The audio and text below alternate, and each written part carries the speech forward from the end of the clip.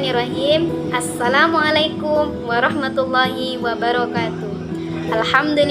Alhamdulillahi rabbil alamin. Wabihi nasta'in wa ala umurid dunya waddin. Wassalatu wassalamu ala asrafil anbiya'i wal mursalin wa ala alihi wa sahbihi ajma'in, amma ba'du.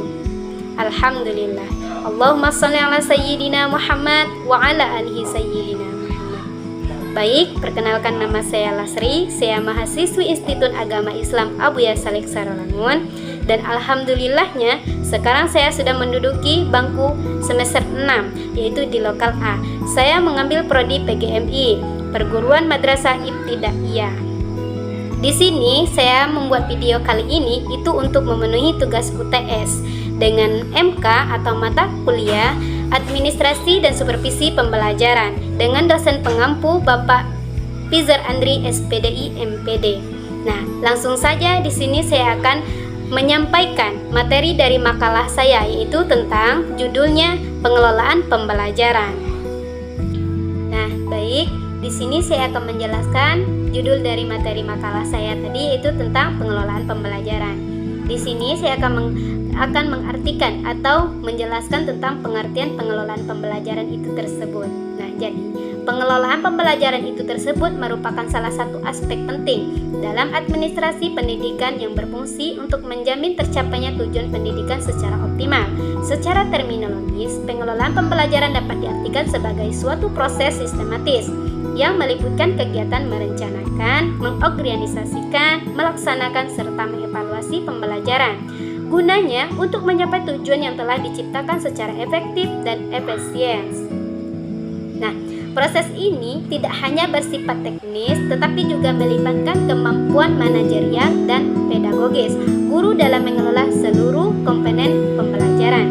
Lebih lanjutnya lagi, pengelolaan pembelajaran merupakan upaya sadar dan terencana yang dilaksanakan guru dalam menciptakan kondisi belajar yang memungkinkan peserta didik dapat belajar dengan aktif, kreatif, efektif, dan menyenangkan. Nah, dalam hal ini, guru tidak hanya berperan sebagai penyampai materi saja, tetapi juga sebagai pengelola lingkungan belajar yang mampu memfasilitasi kebutuhan dan karakteristik siswa yang beragam. Dalam perspektif yang bersifat luas, pengelolaan pembelajaran mencakup keseluruhan aktivitas yang berkaitan dengan proses belajar mengajar, mulai dari tahap perencanaan seperti penyusunan silabus dan rencana pelaksanaan pembelajaran RPP. Nah, pelaksanaan ini berupa interaksi edukatif antara guru dan peserta didik, hingga tahap edukatif yang bertujuan untuk meningkatkan keberhasilan pembelajaran. Dengan demikian, pengelolaan pembelajaran merupakan sikap siklus yang berkesinambungan dan saling terkait antara satu komponen dan komponen lainnya. Nah, lanjut. Yang tadi kan itu pengertian tentang pengelolaan pembelajaran. Nah, yang kedua itu tentang tujuan pengelolaan pembelajaran. Jadi, pengelolaan pembelajaran ini memiliki tujuan yang sangat penting dalam menunjang atau menjunjang keberhasilan proses pendidikan. Serta tersebut tidak hanya berorientasi pada hasil belajar semata, tetapi juga mencakup proses pembelajaran yang berkualitas dan bermakna bagi peserta didik. Secara umum, tujuan pengelolaan pembelajaran ini adalah sebagai berikut. Salah satunya itu menciptakan suasana belajar yang efektif dan kondusif. Nah, apa yang dinamakan dengan pengelolaan pembelajaran bertujuan untuk menciptakan lingkungan belajar yang aman, nyaman, dan mendukung aktivitas belajar siswa. Suasana kondusif yang akan membantu siswa lebih fokus, termotivasi, dan efektif dan aktif dalam mengikuti pembelajaran. Nah, lingkungan belajar yang baik itu mencakup pengelolaan kelas yang tertib serta hubungan interpersonal yang harmonis antara guru dan siswanya. Nah, yang selanjutnya itu meningkatkan keaktifan dan partisipasi siswa. Tujuan penting lainnya adalah mendorong keterlibatan aktif siswa dalam proses pembelajaran. Pengelolaan pembelajaran yang baik akan memberikan kesempatan pada siswa untuk bertanya, berdiskusi, serta mengemukakan pendapatnya. Hal ini sejalan dengan pendekatan pembelajaran modern yang menempatkan siswa sebagai subjek atau aktif dalam belajar. Lanjut, yang selanjutnya itu mempermudah pencapaian tujuan pembelajaran pembelajaran menjadi lebih terarah sehingga tujuan yang telah diteruskan dapat tercapai secara optimal. Nah, jadi guru dapat menyusun strategi, metode, dan media pembelajaran yang sesuai dengan kompetensi yang ingin dicapainya sehingga kegiatan belajar menjadi lebih efektif. Nah, lanjut yang keempat itu mengoptimalkan penggunaan waktu dan sumber belajar. Pengelolaan pembelajaran juga bertujuan untuk memanfaatkan waktu, tenaga, serta sumber belajar secara efisien. Guru dituntut mampu mengaplikasikan waktu dengan baik serta memanfaatkan sebagai sumber belajar, baik buku, media, digital, maupun lingkungan sekitar sebagai sarana pembelajarannya. Selanjutnya, itu meningkatkan kualitas hasil belajar siswa. Pada akhirnya, tujuan utama pengelolaan pembelajar adalah meningkatkan kualitas hasil belajar siswa kan? Nah, baik dalam aspek kognitif, afektif, maupun psikomotoriknya.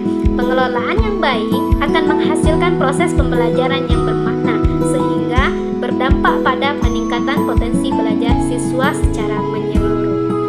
Nah, yang ketiga itu adalah prinsip-prinsip pengelolaan pembelajaran. Nah, jadi dalam pelaksanaan pengelolaan pembelajaran ini terdapat beberapa prinsip yang harus diterapkan agar proses pembelajaran dapat berjalan secara optimal.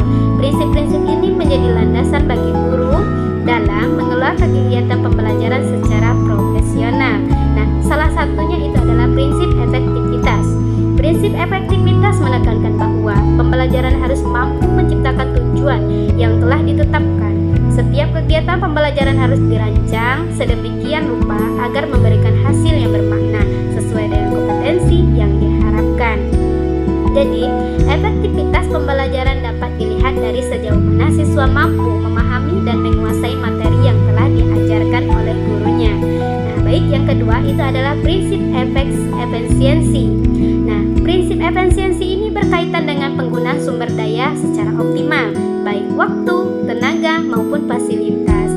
Guru jadi mampu mengelola pembelajaran dengan baik sehingga tidak terjadi pembosanan, waktu, dan penggunaan metode yang kurang tepat.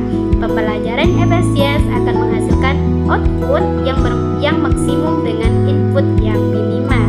Yang ketiga itu adalah prinsip fleksibilitas. Nah, jadi prinsip fleksibilitas ini mengharuskan guru untuk mampu menyesuaikan pembelajaran dengan kondisi dan kebutuhan siswa. Setiap siswa memiliki karakteristik yang berbeda, sehingga guru perlu menggunakan metode, strategi, dan pendekatan yang variatif agar pembelajaran tetap relevan dan menarik. Nah, yang keempat itu adalah prinsip kontinuitas. Pembelajaran harus dilakukan secara berkesinambungan dan terstruktur. Setiap materi yang diajarkan harus saling berkaitan dengan mendukung pembelajaran berikutnya. Prinsip ini juga penting agar siswa memperoleh pemahaman yang utuh dan tidak terputus-putus dalam proses belajarnya. Nah, baik, adapun yang kelima itu komponen tentang pengelolaan pembelajaran. Jadi, pengelolaan pembelajaran merupakan suatu sistem yang terdiri dari beberapa komponen yang saling berkaitan dan tidak dapat dipisahkan satu sama lainnya. Setiap komponen memiliki peran penting dalam menjunjung keberhasilan proses pembelajaran tersebut. Adapun komponen-komponennya itu adalah sebagai berikut. Salah satunya itu perencanaan pembelajaran. Jadi, perencanaan pembelajaran merupakan tahap awal yang sangat menentukan keberhasilan proses belajar. Nah, pada tahap ini, guru menyusun berbagai peringkat pembelajaran seperti silabus, rencana pelaksanaan pembelajaran, atau sering disebut dengan RPP, atau tujuan pembelajaran, materi ajar, metode, serta media yang akan digunakan.